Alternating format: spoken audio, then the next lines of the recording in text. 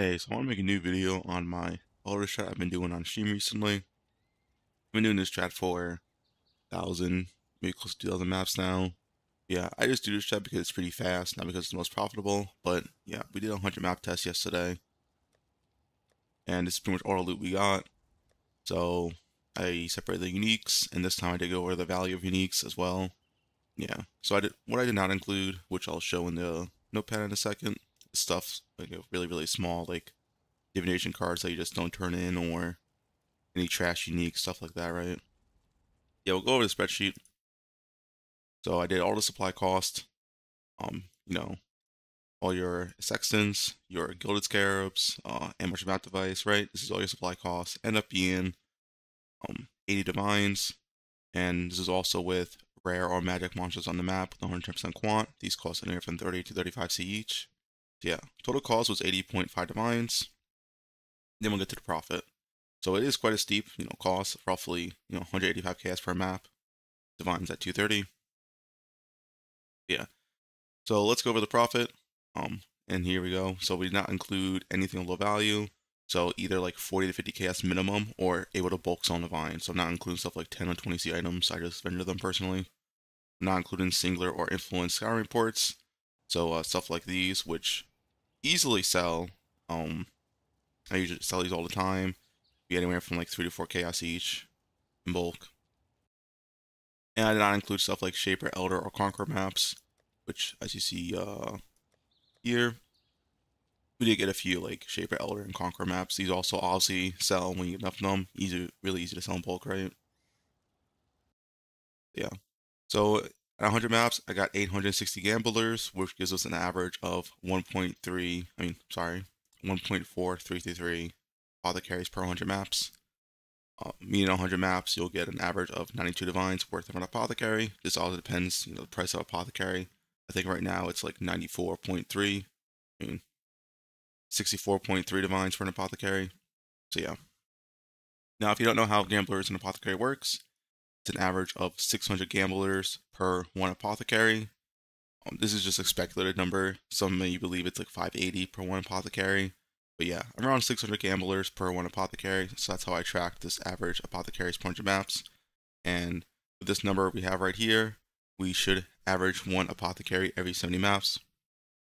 So to keep in mind, I did think I got unlucky in this test.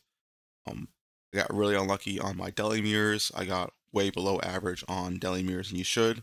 With my Atlas strategy, I have a 56% chance to spawn a delirium mirror. And I think I only got like 35 to 40 delirium mirrors in this 100 map test, which is, a pretty well below average, which should make this strat more like 870 or 880 gamblers, which would give it a better apo drop rate, potentially something like the 1.45, 1.46 in 100 maps. Yeah, just something to keep in mind. So I actually think I got unlucky in that 100 map test in terms of gamblers. Yeah, let's go with the profit. I have the full PoE stack. So yeah, in 100 maps, we got 2 apothecaries, which, once again, I'm not going to count 2. I'm just going to average them out. 11 years, this is 1 above average. Nothing, amazing. So this says 25 divines, but this is actually only 17 divines. It says 25 because I sold 8 divines worth of maps during the test because I was running out of inventory space. Stash space. Yeah, we had 17 raw divine drops. A little bit above average, but not like too lucky. As you can see here, we had 16 exalts. So it may only be like 1 or 2 divines above average with this strat. You do get a lot of raw divines in this strat. So yeah, 16 raw exalts would suggest we should also have around 16 raw divines. And in this test, we got 17 raw divines. So yeah, I don't think it's anything lucky or any insane RNG. Yeah, just remember 8 of these divines are from selling maps, which I included in the notes. 3 keys. I think this is pretty average. In my testing, it should be about 3.5 or even 4 keys per 100 maps with the strat I've been doing. This is consistently what I've been getting every single day for the past like 2 weeks doing this strat. So yeah, I think if anything, you would get more value out of keys than just 3 100 maps usually. And then everything's kind of simple, right? Also not including the gambler, we just did this to track it. 860 gamblers, not including the profit though, but yeah, sextants, invitations, chaos, Heat Shivers, right? Enlighten, Tainted Chromatic Orb, right? Everything else is really, really easy sellable. We only got one good corruption, which was a Asenaths with Despair and Hit, which is about 1 divine. So if you're wondering as like how much money from corrupting in the 100 maps, I only got 1 divine worth, so nothing big, right? And yeah, if you want to see other pages, it's just like simple stuff. Like all this stuff is what I would sell essentially. Like 1 Blood Notch, the Covenant, whatever. So stuff like the Covenant and Blood Notch and stuff I would corrupt, but if you're like low on currency, you can just sell them and don't need to corrupt. But yeah, I mean that's really it. Nothing huge drop, just a bunch of scarabs and all that. So yeah, 111 divines in 100 maps if you don't include the apothecary. But once you include the apothecary, you'll see. So we'll go over the other stuff that you made profit from. So 1 divine from 45 mesa maps. Total of 430 maps, but like I said, we sold 380 during the test, which was 8 divines, just to clear up stash space. A total divines from uniques, so this is from uniques not listed in PoE stack because these are well-rolled uniques. So this Whittle Hail is like 2 divines. This Quiver Rearguard, the perfect block, is 1 divine. This is like really common. You'll probably always get one of these in 100 maps. What else? Oh yeah. This perfect Divination Stillet, a little bit lucky, but only 3 divines. This Taste of Hate, 14%, only 1 divine. And in the Greed's Embrace, 50 Greed's Embrace, like 3 divines or something, and this 1545 is like 1 divine maybe, or half a divine. So yeah, I think that's everything. Maybe I missed something, but yeah. Calculate this all beforehand, and yeah, add up all the uniques. That's like not including PoE stack because they're well rolled. It's 11.4 divines. So total profit after supplies is 135 divines once we include the average drop rate of 1.43 apothecaries per 100 maps. Total profit without appos is 43 divines. So this is where it gets interesting. And as you'll see, our total runtime was actually only 6 hours. Really, really fast, obviously, because we're not saving boxes for last. So our maps are way faster than like any other strat, right? So 16.5 maps an hour without Apo means you get 7.1 divines an hour. 16.5 maps an hour with an average drop rate of apothecary rate, long-term you'll go average. You get average of 22.5 divines an hour. Pretty good. Now, because not everyone is efficient as me, I calculated out of their maps per hour. So if you only do 15 maps an hour, you get 20 divines an hour. 14 maps, 19 divines. 13 maps, 17.5 divines. So even if you're like 20 to 25% slower than me, you still make 17.5 divines an hour with this strat. And this strat's like pretty easy, pretty lazy strat, I would say. But also, it's just really efficient if you're not ghosting. So yeah, that's about it for all the profit. One last thing I want to talk about is just my closing thoughts here. The L strat is less profit than 8 mod, but there's no hassle in needing to sell maps. With 8 mod, you also get the self-sustain maps though, so there's a trade-off there.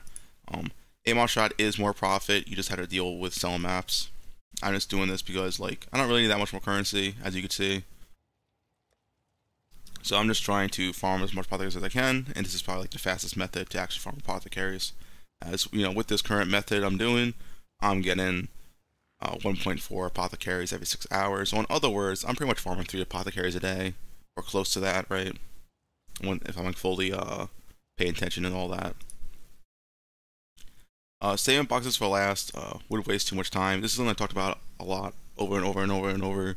If you're doing full Gilded Scarabs and regular Sextants, never save boxes for last. It's just a waste of time. Just do the boxes as you go. It's way more efficient, even this late in the league. But this is even more true in the first like 2 weeks. Saving boxes for last, like the first 2 weeks when I'm raid strong boxes like 100 chaos is a complete waste of time. Do not do that. Yeah, if you're only using Gilded Scarabs, do not save boxes for last. I think if you're using Wing Scarabs or Elevated Sextants and saving boxes for last, you definitely do get more value out of it because you're investing like 3 to 4 divines per map.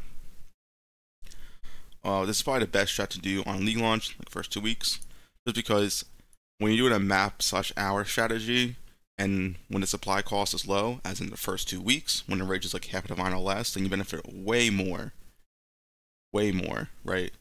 So yeah, this is something to keep in mind for next league, where I would probably do this strat or 8 mods at the first 2 weeks when supply cost is extremely low. Just rush them out as fast as possible, because if the supply cost was half, only 40 divines, and our profit would be higher because uniques would be worth so much more, right? Even if apothecary is worth less, you would have insane profit per hour. So yeah, just something to keep in mind. I think for league start, this is definitely one of the strats to do. Another thing to keep in mind, you're probably making like 0 currency apothecaries and drop, so don't do this strat unless you're fine with going on dry streaks, right? You don't need that much currency to like keep going. Yeah, only do this strat if you have currency already, essentially. If you're low on currency, just start out 8 mods. Don't do this strategy. It's completely relying on apothecary drops. I don't think Elder Scare is the most optimal setup. I actually do think Expedition with Extreme Archaeology could be better. So essentially, it'd be 3 points, right? Use 3 points, get Extreme Archaeology, and use an Expedition Scarab. I think that would net in more profit an hour. I'm not really sure. I might test it soon, but it does seem really solid. The Elder Scarab really isn't all that great. I'm just taking it because it does not slow down your maps in any way. And the Scarab's really cheap. And it does spawn like, 4 or 5 unique mobs in your map. And unique mobs are pretty high value. They will drop uniques. Or other big loot like divines and stuff. Something to note, while I didn't get it in this test, I did get one apothecary from a Elder Portal probably like 1,000 maps ago, so it can happen, but it is quite rare still. Another thing is it might be worth favorite Crimson and just self-craft maps over doing Mesa or Strand or Beach, let's say, and selling them, just because you do get a lot of value out of self-crafted maps.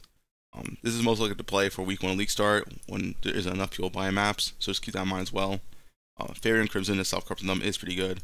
And last thing, you have to be a fast and efficient player to make the strat worth, right? If you're going like half the speed as me, then the profit an hour is like, pretty mediocre. So yeah, you have to be fast and efficient. But anyway, yeah, that's the whole video. If you have any questions, leave a comment below. I also stream on Twitch daily, so feel free to check that out. But yeah, that's it.